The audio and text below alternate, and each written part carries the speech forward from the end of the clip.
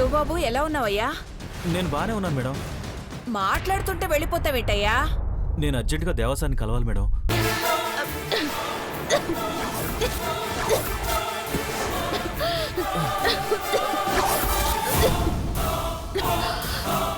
ఏంటిది పార్వతి?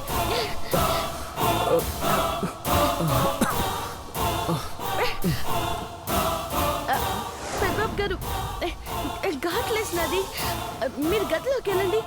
సరే సరే, శివ వస్తే నా రూమ్కి రమ్మని చెప్పు పార్వతి. అట్టగే అట్టగే పెద్దబాబు గారు.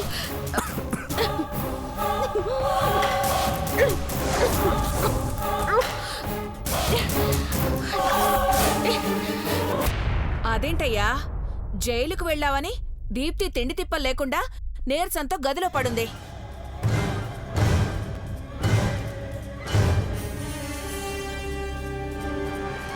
నువ్వు రాగానే దాన్ని పలకరించకుండా పెదబాబుతో మాట్లాడతానంటావేంటి? సరే, దీప్తిని పలకరించి వస్తాను మేడం. ఎక్కడుంది? లోపల గదిలో ఉంది, పద. ఆ,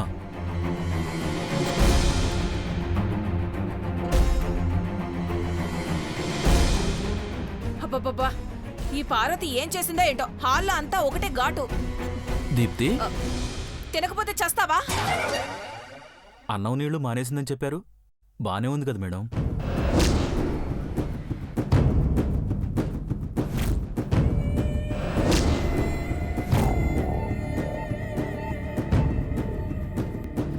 ఎక్స్క్యూజ్ మీ శివ.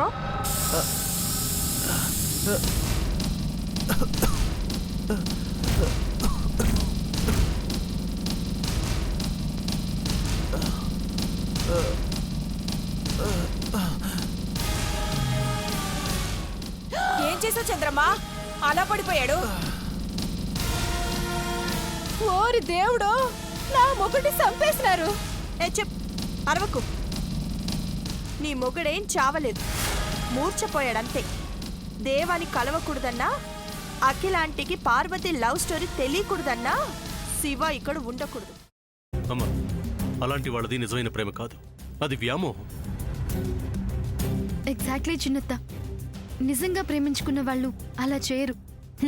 ఎంత మనసు విరిగిపోతే కన్న కూతుర్ని పట్టుకొని మా దృష్టిలో చచ్చిపోయా ఉంటుందా తల్లి?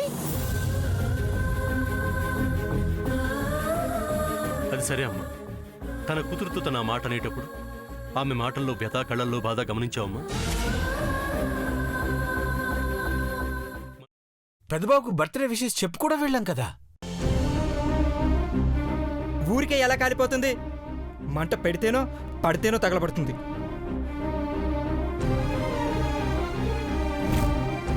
కరెక్ట్ చిన్నబాబు, నీకొచ్చినట్టే నాకు డౌట్ వచ్చింది. పార్వతే షర్టును తగలబెట్టిందనుకుంటా.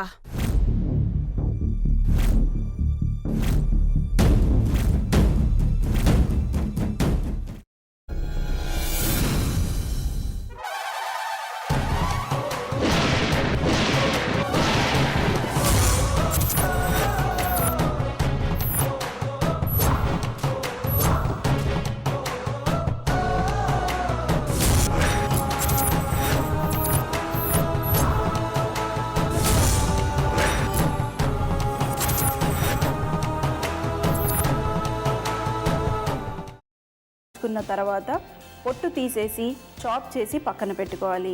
ఒక ప్యాన్లో కొద్దిగా నూనె వేడి చేసి అందులో ఆవాలు, మినప్పప్పు, శనగపప్పు, కరివేపాకు, సన్నగా తరిగి పెట్టుకున్న ఉల్లిపాయలు వేసుకుని 1 నిమిషం పాటు వేయించుకోవాలి. ఆ తర్వాత కాల్చి కట్ చేసి పెట్టుకున్న వంకాయని కూడా అందులో వేసుకుని బాగా మిక్స్ చేసి బౌల్లోకి ట్రాన్స్ఫర్ చేసుకుని అందులో తగినంత చిక్కటి పెరుగు లేదా పల్చటి పెరుగు వేసుకుని మిక్స్ చేసి అన్నంతో కానివ్వండి, చపాతీతో కానివ్వండి సర్వ్ చేసినా చాలా బాగుంటుంది.